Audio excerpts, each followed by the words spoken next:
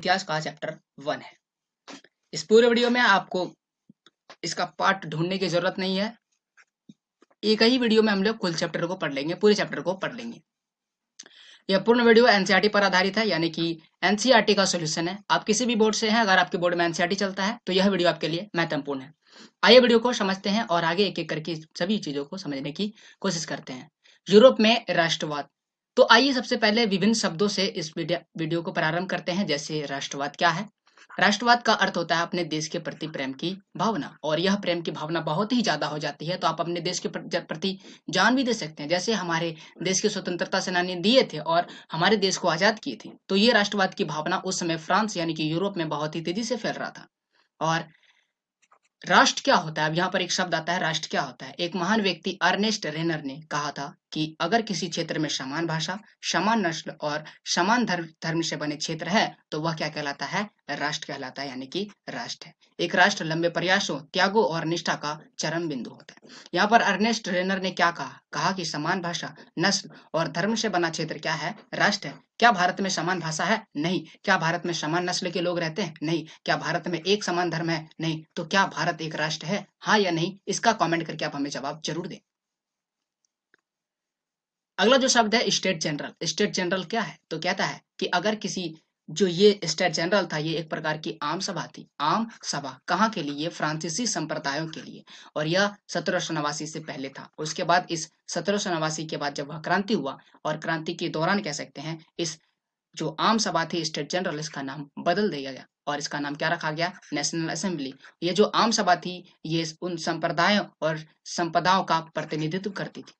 आइए अब हम लोग अगले शब्द की ओर बढ़ते हैं। अगला शब्द है वियना कांग्रेस। वियना कांग्रेस क्या है? वियना कांग्रेस 1815 में लागू हुआ था, इसलिए इसे वियना कांग्रेस 1815 कहते हैं। वियना कांग्रेस यूरोपीय देशों के राजदूतों का एक सम्मेलन था, जो कब से कब तक चला था? 18 से 14 जून तक चला था, 1815 ईस्वी को। और यह आयोजित किया गया था वियना में, इसीलिए इसे वियना कांग्रेस कहते हैं। तो यह था वियना कांग्रेस।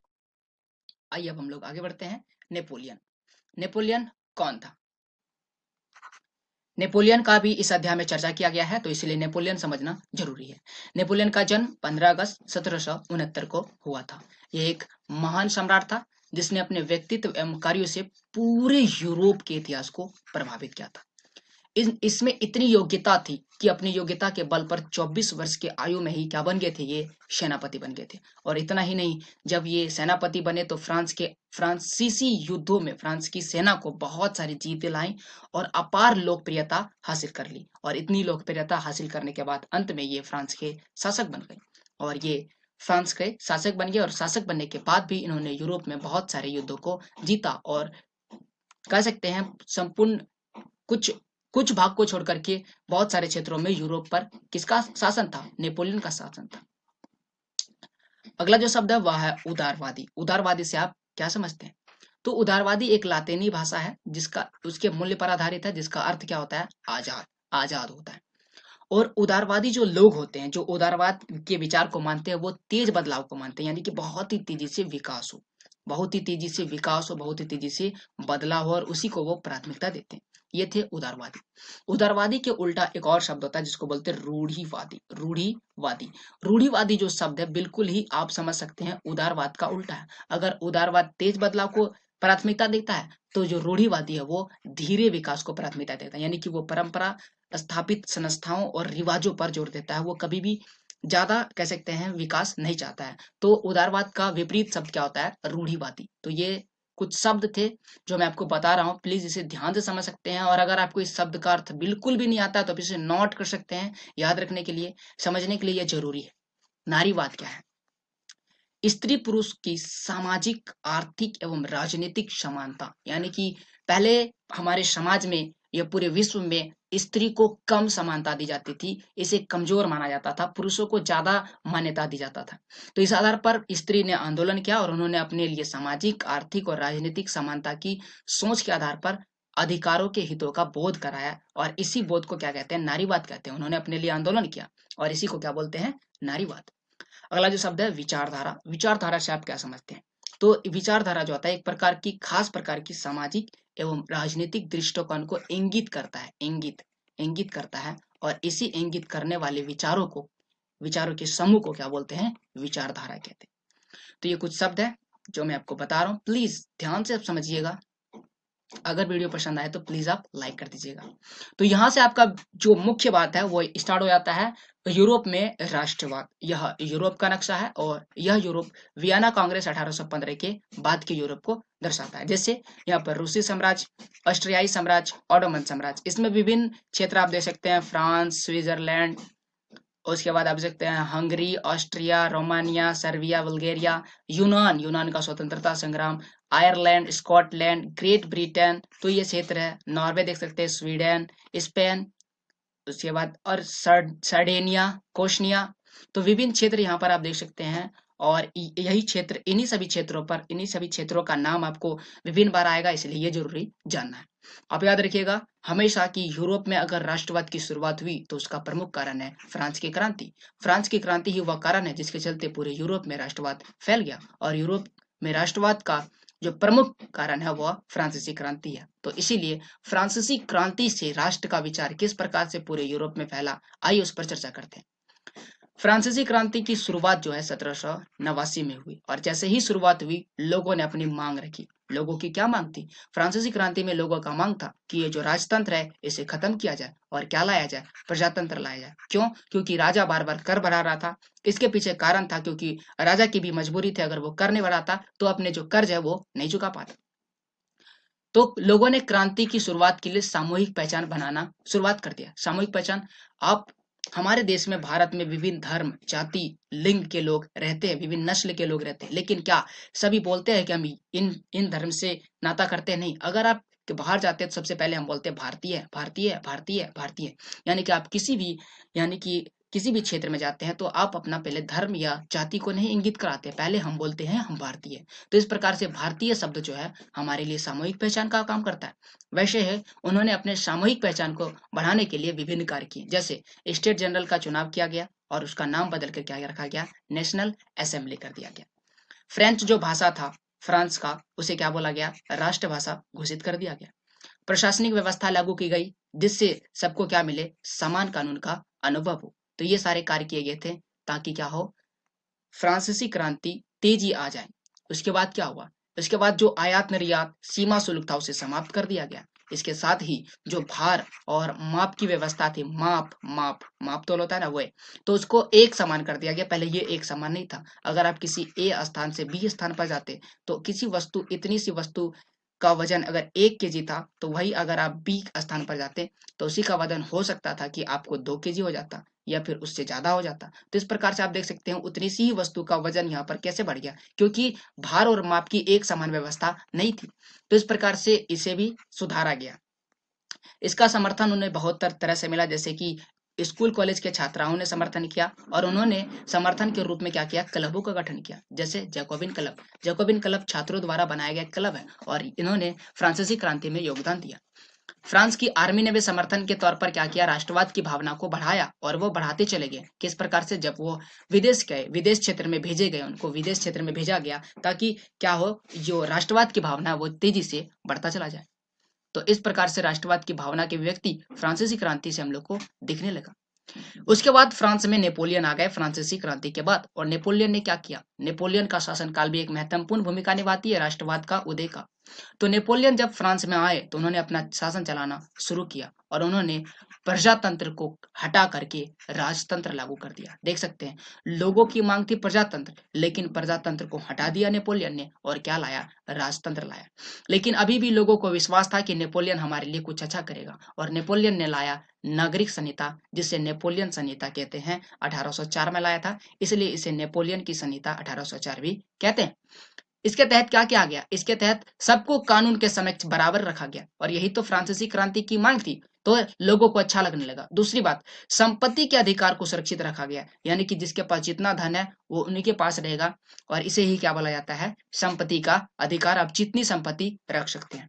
भूदासत्व और जागीरदारी का जो शुल्क था उससे मुक्ति दिला दी गई। किसने? नेपोलियन ने। तो ये था नेपोलियन के शासनकाल का प्रभाव।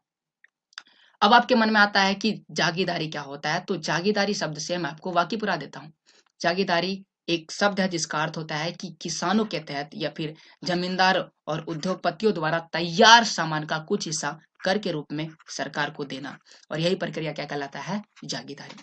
और ये उस समय फ्रांस में था, और इसे समाप्त किसने किया? नेपोलियन ने। इतना ही नहीं, नेपोलियन के समय बहुत ही तेजी से व्यापार होने लगा, और कह सकते हैं आवागमन की सुविधा भी बहुत ही ज्यादा विकास कर गया, संचार भी बहुत ही ज्यादा विकास कर गया। इन सभी चीजों में विकास हुआ किसके समय में? नेपोलियन के समय में। राष्ट्रवादी विचार को बांटने के लिए उन्होंने कुछ क्षेत्रों पर कब्जा भी कर लिया, यानी कि राष्ट्रवाद के विचार को फैलाने के लिए, बांटने के लिए उन्होंने कुछ क्षेत्रों पर कब्जा कर लिया, और कर को बढ़ाना और जबरन भर्ती जैसे काम शुरू कर दिए, और ऐसी अनेक व्यवस्थाएं क्या कर दी? स्थापित कर दी, जिससे अब लोगों को लगने लगा कि नेपोलियन जो है वह क्रूर हो चुका है और वह हमारे लिए खतरनाक हो चुका है। तो यहाँ से नेपोलियन का पतन जो होता है प्रारंभ हो जाता है, जब उन्होंने ऐसा कर दिया। अब आइए हम लोग यूरोप में राष्ट्रवाद के निर्माण पर थोड़ा सा चर्चा करते हैं। यूरोप में राष्ट्रवाद का निर्माण निर्माण के लिए सबसे पहला जो जरूरी काम है वह सामूहिक पहचान। हम आपको बोले फ्रांस के लोगों ने सामूहिक पहचान बनाया, लेकिन अभी यूरोप में सामूहिक पहचान नहीं था। यहाँ की जो संस्कृति, परंपरा, ये सारा चीज समान होना जरूरी था, लेकिन ये सारी चीज समान नहीं था। हम आपको बताते उदाहरण के लिए, अलग अलग समाज, जैसे कि वो जो यूरोप था अलग अलग समाज में बटा हुआ था।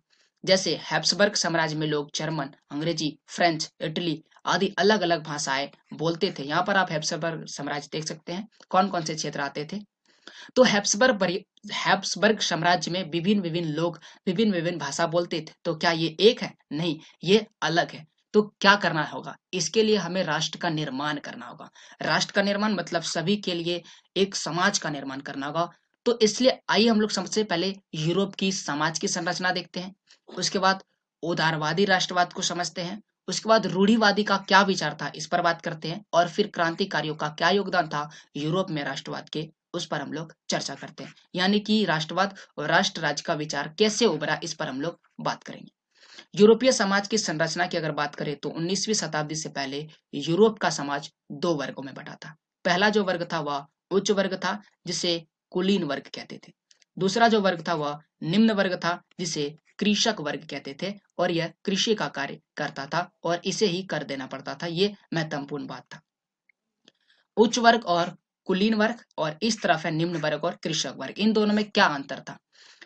उच्च वर्ग की जो जनसंख्या थी बहुत ही कम थी, जबकि निम्न वर्ग की संख्या बहुत अधिक थी। उच्च वर्ग का वर्चस्व था और निम्न वर्ग तो निम्न वर्ग था, इसका वर्चस्व नहीं था। उच्च वर्ग के पास जमींदार था, यानी इसके पास बहुत सारे खेत के मालिक थे, इसके पास बहुत सारी जमीन थी, जबकि निम्न वर्ग जमीनहीन था। इनके पास जमीन या तो थी ही नहीं या तो किराए पर रहते थे। ये दो कारण था। उच्च वर्ग के पास सभी अधिकार दिए जाते थे, जबकि निम्न वर्ग के पास किसी भी तरह का अधिकार नहीं दिए जाते थे। यूरोपीय समाज, इस आधार पर हम लोग समझ सकते हैं कि यूरोपीय समाज में बहुत ज्यादा असमानता थी। ये असमान रूप से विभाजित था। तो ये था यूरोपीय समाज। 19वीं सदी के बाद अगर बात करें तो यहाँ पर एक नया वर्ग जुड़ गया, नया वर्ग, और इस वर्ग को बोला गया मध्य वर्ग। चूंकि यह वर्ग नया था तो इसे नया मध्य वर्ग बोला गया। तो नया मध्य वर्ग कौन था? इसमें कुछ हम ये नहीं बोलेंगे कि ये कह सकते हैं तृतीय क्षेत्रक का था या फिर प्रथम क्षेत्रक था। ये दोनों दोनों से था। प्रथम वर्ग से यानी कुलीन वर्ग से भी था और निम्न वर्ग से भी लोग थे, और इसमें सभी पढ़े लिखे लोग थे। और जैसे कि शिक्षक, डॉक्टर, उद्योगपति, व्यापारी, ये सारे किस में आते थे? मध्य वर्ग में आते थे। क्योंकि ये लोग पढ़े लिखे थे, तो पढ़े लिखे होने के नाते उन्होंने एक समान कानून की मांग की, यानी कि उदारवादी राष्ट्रवाद। उदारवादी राष्ट्रवाद क्या है? आइए इस पर हम लोग थोड़ा सा चर्चा करते हैं कि उदारवादी राष्ट्र की मांग उन्होंने क्यों की थी। उदारवादी जो राष्ट्रवाद होता है वह व्यक्तिगत स्वतंत्रता को साथ देता है, यानी कि वो चाहता है कि व्यक्तिगत स्वतंत्रता मिले, कानून के समक्ष जो सबको बराबर का अधिकार मिले, सब एक समान हो। सरकार का पक्षधर होता है, ये सरकार के पक्ष में होता है, और ये बाजार की स्वतंत्रता की मांग करता है, और ऐसे ही व्यक्ति को क्या बोलते हैं? उदारवादी राष्ट्रवाद बोलते हैं। उदारवादी राष्ट्रवाद के चलते ही जो राष्ट्रवाद का विचार है वह सब जगह फैलने लगा, और इसी वजह से 1789 में क्या हो गया था? फ्रांस की क्रांति। तो अब हमने समझ लिया फ्रांस की क्रांति का क्या कारण था, फ्रांस की क्रांति क्यों हुई थी, और फ्रांस की क्रांति के पहले क्या क्या चीजें हो रहा था। अब इससे क्या, फ्रांस की क्रांति जब हो गई उसके बाद क्या हुआ? फ्रांस की क्रांति के बाद राज्य के अंदर जो भी नियंत्रण था, चाहे वह चीजों पर हो, पूंजी पर हो या आवागमन पर हो, सारे जो नियंत्रण थे वो खत्म कर दिया गया। लेकिन अलग अलग राज्यों के बीच का जो नियंत्रण था यानी सीमा शुल्क था उसे खत्म नहीं कर पाया। तो क्या किया गया, ये जो सीमा शुल्क था ये खत्म नहीं कर पाया, तो इसके लिए एक संगठन बनाया गया जिसका नाम था जोल्वेराइन। जोल्वेराइन एक संगठन था जो क्या करता था, जितने भी शुल्क अवरोध थे, शुल्क अवरोध मतलब सीमा पर लिया जाने वाला कर अधिक, यानी कह सकते हैं कि आप किसी वस्तु को बेच रहे हैं किसी दूसरे देश में तो आप पर बहुत ही ज्यादा टैक्स लिया जाता है। यानी कि अगर किसी वस्तु का कीमत 10 रुपये है और उस पर हो सकता है कि 12 रुपये का टैक्स ले रहा है, हो सकता है बहुत अधिक मान लिए मान के चलते हैं, तो ये एक बहुत अधिक टैक्स है। ऐसा इसलिए लिया जाता है ताकि आप उधर अपनी वस्तु को बेचने के लिए नहीं जा रहे, इसे ही शुल्क अवरोध कहते हैं। तो ये जो शुल्क अवरोध थे इसे समाप्त कर दिया गया, किसके तहत, जोल्वेराइन के तहत। और मुद्राओं की संख्या 2 कर दी गई।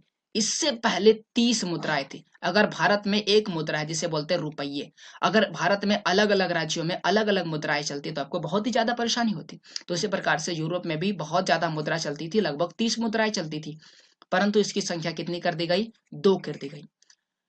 नेपोलियन के समय में एक महत्वपूर्ण बात था, केवल पुरुष ही थे जिनके पास धन है, पुरुष जिनके पास धन है वही वोट दे सकते थे, याद रखिएगा।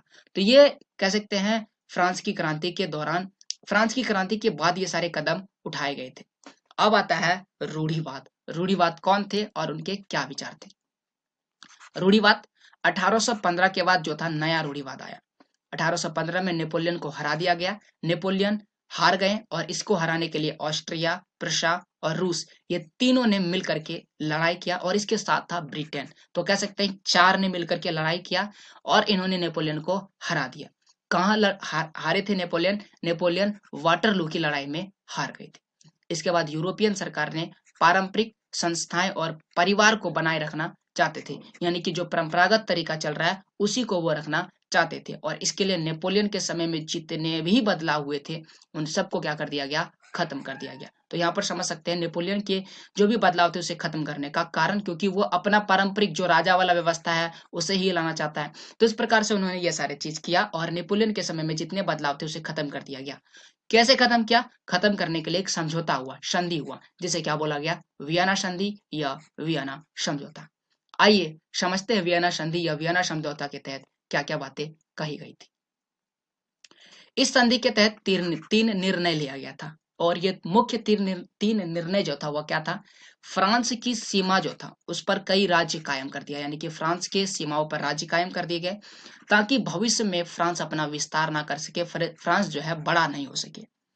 फ्रांसीसी क्रांति के तहत जो बुर्बो वंश को हटाया गया था उसे क्या किया गया, सत्ता में बहाल किया गया था।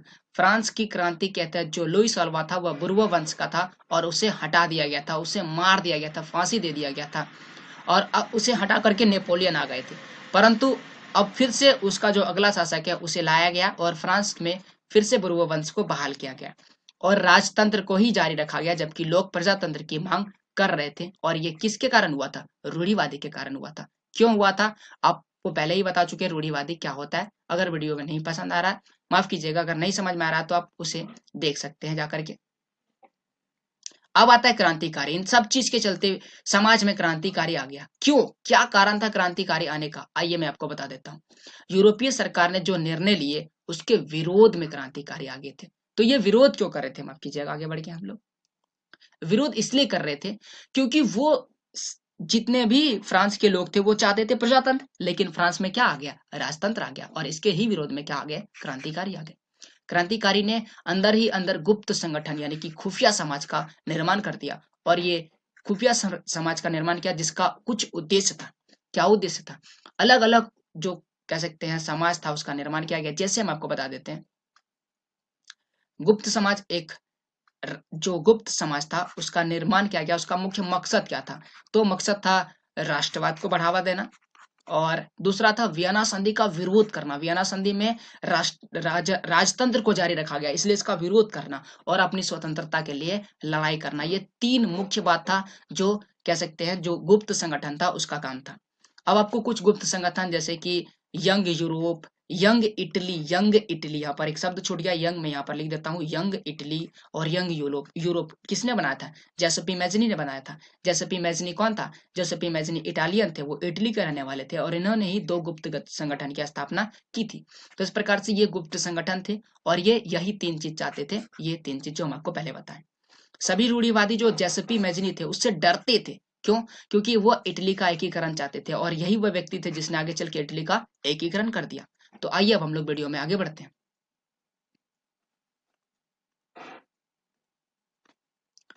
अगला जो बात है वो क्रांतियों का युग। जैसा कि आप समझ चुके हैं कि बहुत सारे कारण हुए जिसके चलते यूरोप में क्रांतिकारी आ गए। तो क्रांति का युग कैसा था और वो क्या चाहते थे? इसके लिए सबसे पहले हम लोग को यूनान का स्वतंत्रता संग्राम देखना होगा कि क्रांतियों ने क्या कर दिया। यूनान का स्वतंत्रता संघर्ष जो है 1821 से प्रारंभ हो गया था। 1821 में ही यूनान का स्वतंत्रता संग्राम प्रारंभ हो गया। यहाँ पर आप देख सकते हैं, यहाँ पर यह देश है यूनान। यूनान मतलब कि ग्रीस। और यूनान में अनेक लड़ाई हुई और कह सकते हैं जो यूनान था उसमें लड़ाइयाँ हुई और उसमें अनेक समूह ने मदद किया। अनेक समूह ने मदद किया, जैसे यूनान उन्होंने खुद अपनी मदद की। दूसरा, पश्चिमी यूरोपीय जो थे उन्होंने भी क्या किया? मदद किया। कलाकारों ने मदद किया, कवि ने भी मदद किया। और इससे पूरे यूरोप में जो था ना, राष्ट्रवाद का विचार बहुत ही तेजी से मजबूत होता चला गया। याद रखिएगा, यूरोप में जितनी भी घटनाएं घट रही थी उन सब से यूरोप में राष्ट्रवाद को बल मिल रहा था और यूरोप में राष्ट्रवाद क्या हो रहा था? धीरे धीरे मजबूत हो जा रहा था। और इस प्रकार से इन क्रांतिकारियों ने क्या कर दिया?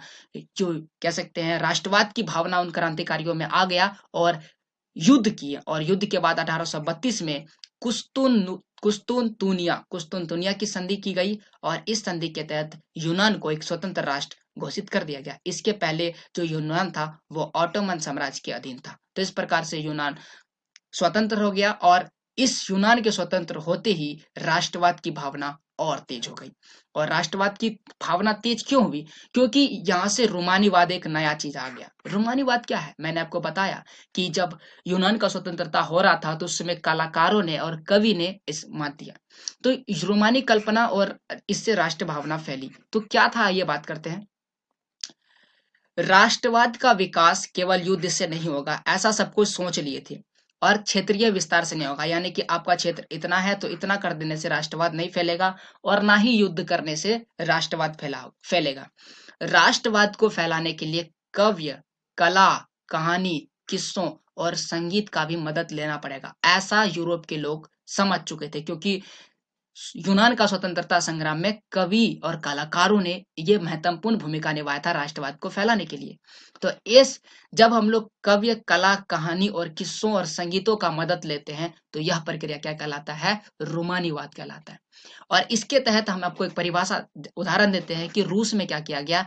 पॉलिश भाषा का प्रयोग करके राष्ट्रवाद को बल दिया गया। रोमानीवाद तो आ गया था यूरोप में, लेकिन यहाँ पर एक समस्या थी। क्या समस्या थी? 1830 से 1848 तक यूरोप जो था बहुत ही आर्थिक स्थिति और कठिनाइयों में था।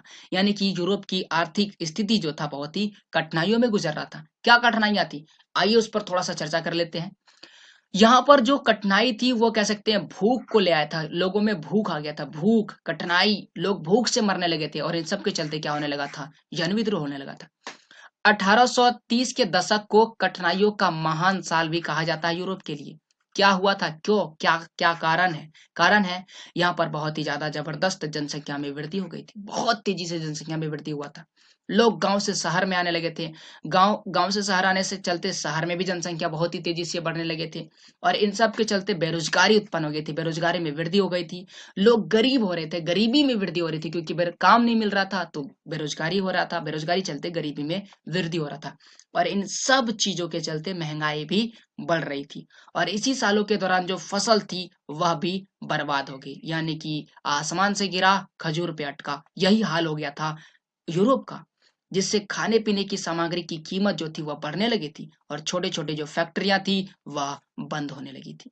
तो इस प्रकार से आप देख सकते हैं कि क्रांति तो आने वाली थी, लेकिन यहाँ पर कठिनाइयों का साल आ गया। और जो खाने पीने की कमी और व्यापक बेरोजगारी के चलते इन सभी कारणों से लोगों ने सरकार के खिलाफ क्या कर दिया? विद्रोह कर दिया।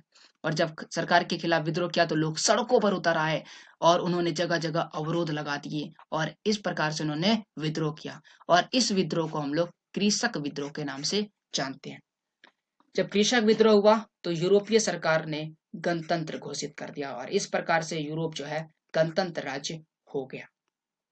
तो अब फ्रांस की जो कहानी थी वह पूर्ण रूप से गणतंत्र हो गया, यानी जो फ्रांसीसी क्रांति का जो लक्ष्य था वह हासिल हो चुका था।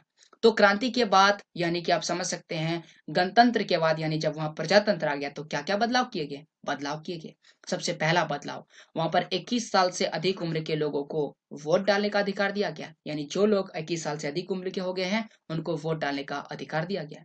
सभी नागरिकों को काम के अधिकार की गारंटी दी गई, यानी कि उनका जो बेरोजगार लोग थे उनको काम के अधिकार की गारंटी दी गई। उसके बाद क्या, उसके बाद रोजगार उपलब्ध कराने के लिए कारखाने उपलब्ध कराए गए, ये सारे चीज कारखाने बनाए गए। तो इस प्रकार से नए नए बदलाव किए गए जब नई सरकार आई, और इस प्रकार से गरीबी और बेरोजगारी जो है वह धीरे धीरे कम होने लगी। और यूरोप में राष्ट्रवाद वो कारण था जिसके चलते ये सारी घटनाएं घटी थी।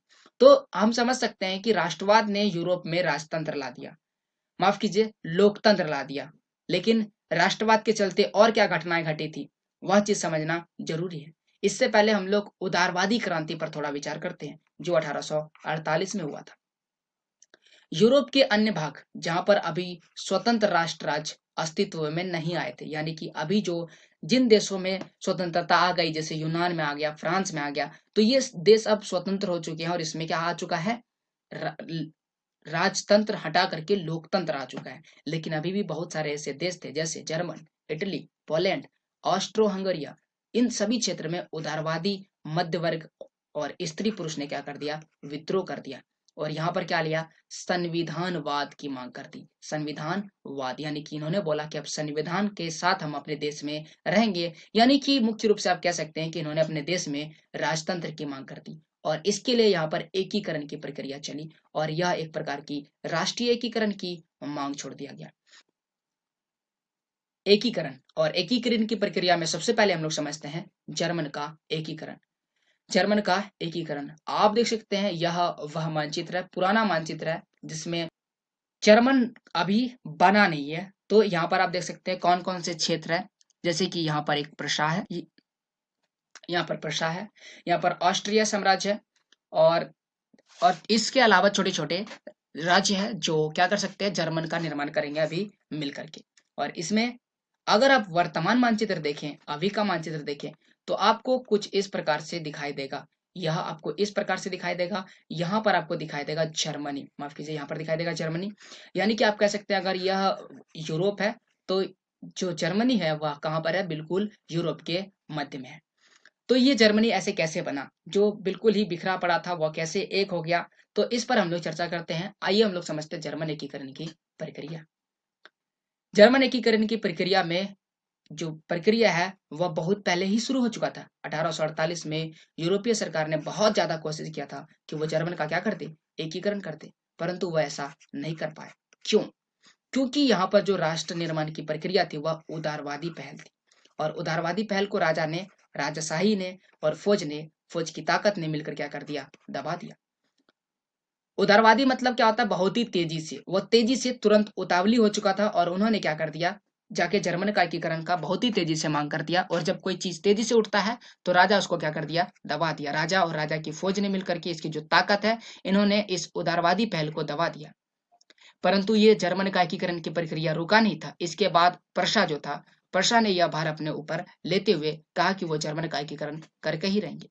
तो प्रशा ने क्या किया, जिस समय उन्होंने यह बात कहा था उस समय जो प्रशा का मुख्यमंत्री था, प्रमुख मंत्री कह सकते हैं, वो ऑटोमन बिस्मार्क था। और ऑटोमन बिस्मार्क को ही क्या बोला जाता है, जर्मन एकीकरण का जनक बोला जाता है।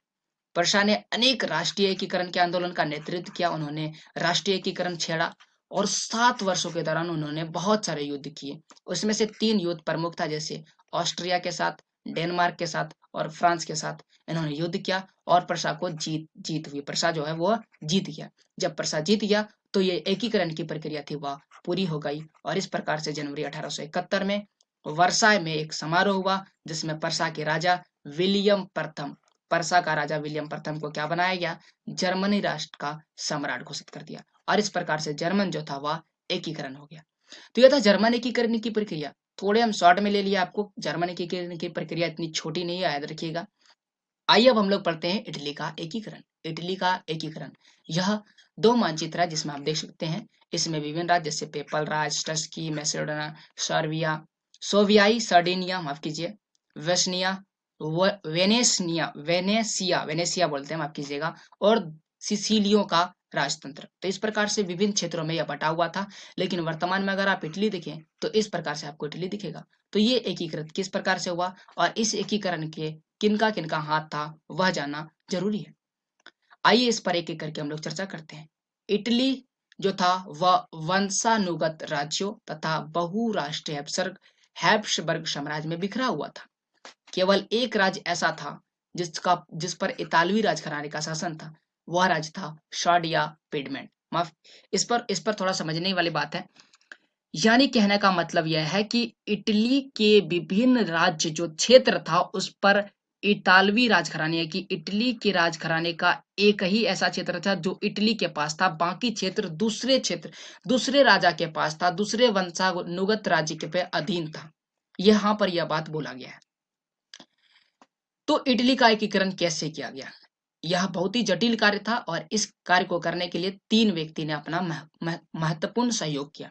पहला था जोसेपे मैज़नी, काउर और जोसेपे गैरिबॉल्ट। तो आइए इन तीनों ने क्या किया था एक एक करके अध्ययन करते हैं, और जैसे ही इनका बात आपको समझ में आ जाएगा तो आपको समझ में आ जाएगा कि इटली के एकीकरण कैसे हुआ था। पहला नाम है जोसेपे मैत्सिनी। जोसेपे मैत्सिनी रिपब्लिक पार्टी के प्रमुख थे और इन्होंने यंग इटली की स्थापना की थी, यानी कि ये यंग इटली के संस्थापक थे। इनका लक्ष्य क्या था? इनका लक्ष्य था इटली का एकीकरण करना, लेकिन शिक्षा के साथ इटली का एकीकरण करना। और इसके लिए 1831 से 1848 में क्रांतिकारी विद्रोह की असफलता से युद्ध के जरिए इतालवी राज्यों को जोड़ने का जो जिम्मेदारी था वह साडिया पिडमेंट के शासन विक्टर एमेनुअल द्वितीय पर आ गई। यानी ये जो जोसेपे मैज़नी थे ये फेल मारा गए थे, असफल हो गए थे। इन्होंने युद्ध के जरिए इतालवी राज्यों को जोड़ने का प्रयास किया गया था, लेकिन ये असफल हो गए।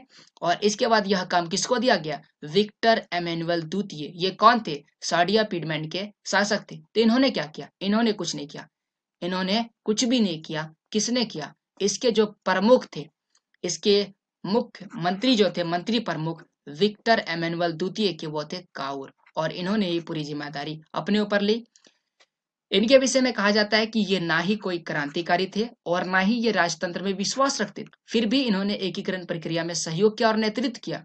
ये एकीकरण की प्रक्रिया में बहुत ही ज्यादा महत्वपूर्ण भूमिका निभाया, लेकिन ये क्रांतिकारी नहीं थे और ना ही ये जनतंत्र में विश्वास रखते थे। इन्होंने बहुत ही चतुराई के साथ, बहुत ही कूटनीति के साथ फ्रांस और ऑस्ट्रिया, माफ कीजिए यहाँ पर ऑस्ट्रिया होगा, ऑस्ट्रेलिया गलत लिखा है। ऑस्ट्रिया इस प्रकार से लिखाता है। ऑस्ट्रिया के बीच युद्ध हुआ जिसमें इन्होंने जीत हासिल की थी, यानी कि इन्होंने जीते थे। तो इस प्रकार से यहाँ पर जो इटली का एकीकरण की प्रक्रिया है थोड़ा सा आगे बढ़ा। और इसके बाद अगला जो नाम आता है वो आता है जोसेपे गैरिबॉल्ट। इन्हें hero of the red shirt कहा जाता है, hero of the red shirt के नाम से जाना जाता है। 1807 में वो दक्षिण इटली के 2 सिसिलियो राज्यों में प्रवेश कर गए और वहां पर पहुंचने के बाद उन्होंने वहां का जो स्थानीय किसान था उसका समर्थन पाने में सफल रहे कि इटली का एकीकरण करना है। जी हाँ, हम आपके साथ हैं। तो इस प्रकार से वो आगे बढ़े और इन्होंने स्पेनिश के साथ युद्ध किया, और स्पेनिश के शासक के जब युद्ध हुआ तो उसमें इन्होंने बड़ा योगदान दिया।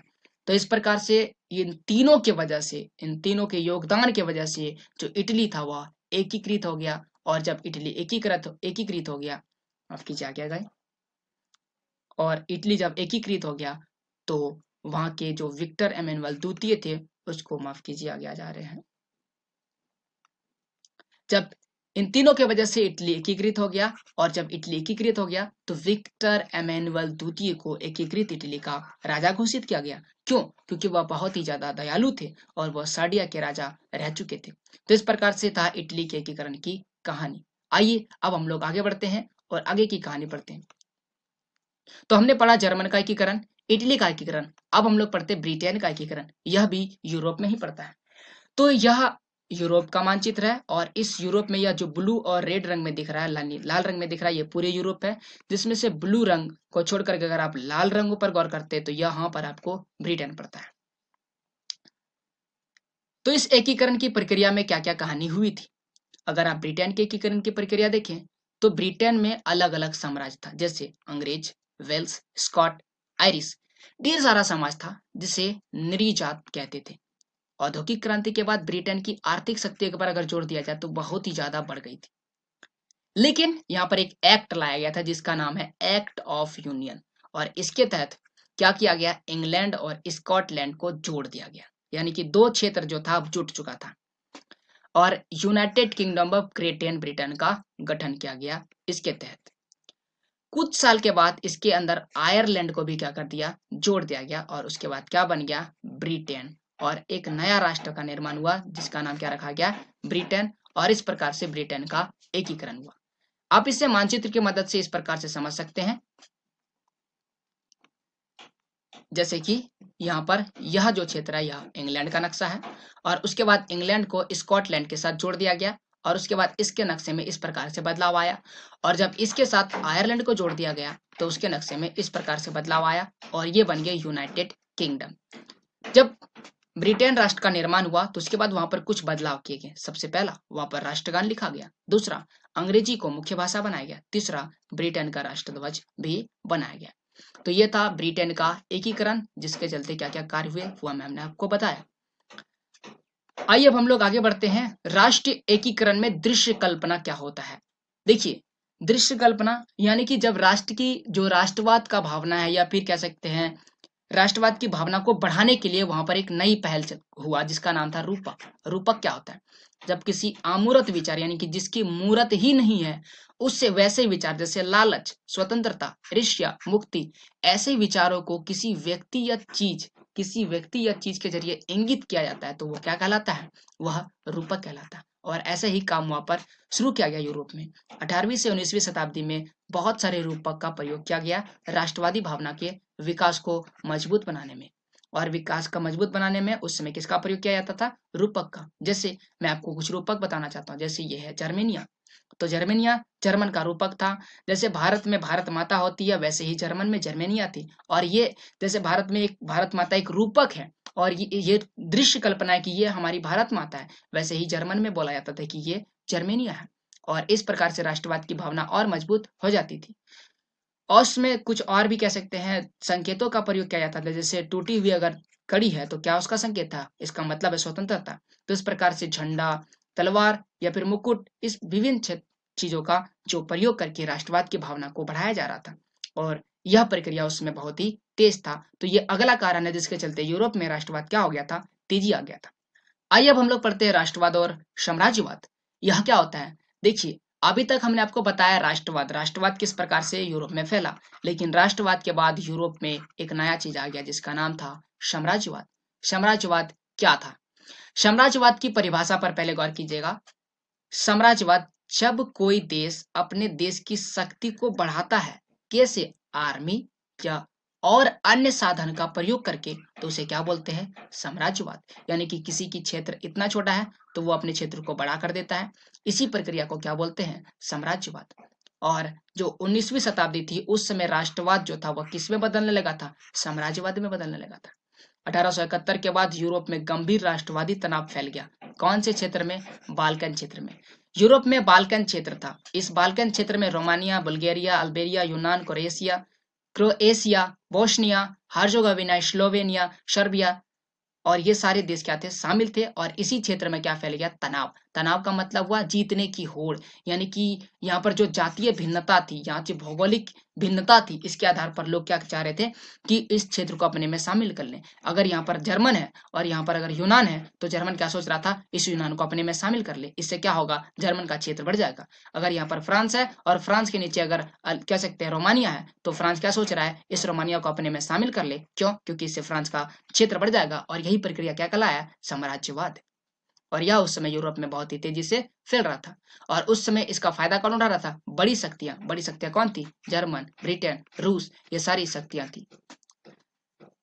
जो यह बाल्कन क्षेत्र था वहां पर तनाव फैलने का मुख्य कारण क्या था, ये लोग उस क्षेत्र पर क्यों जा रहे थे, इसका कारण यह है कि वो जो जो कह सकते हैं बाल्कन क्षेत्र था वो ऑटोमन साम्राज्य के अधीन था। लेकिन अब ऑटोमन साम्राज्य नहीं रहा, ऑटोमन साम्राज्य का विघटन हो गया। और जब ऑटोमन का साम्राज्य विघटन हो गया तो ये लोग उस क्षेत्र को लूटने के लिए आगे बढ़ गए।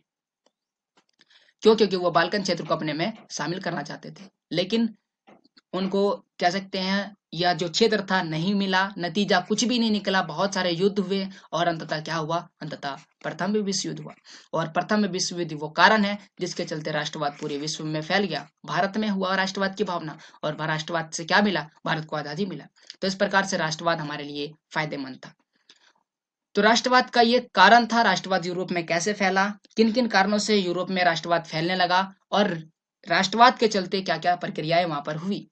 तो उम्मीद करते हैं आपको यह राष्ट्रवाद की जो प्रक्रिया थी समझ में आई होगी। अगर आपको वीडियो समझ में आया तो प्लीज लाइक करें, और अगर समझ में नहीं आया है तो डिसलाइक करें। और अगर आपको कह सकते हैं, अगर कुछ भी समझ में नहीं आया तो डिसलाइक करने के बाद हमें कमेंट करें कि आपको क्या समझ में नहीं आया था, जरूर कमेंट करें। तो अभी तक के लिए इतना ही। जय हिंद, जय भारत, वंदे मातरम।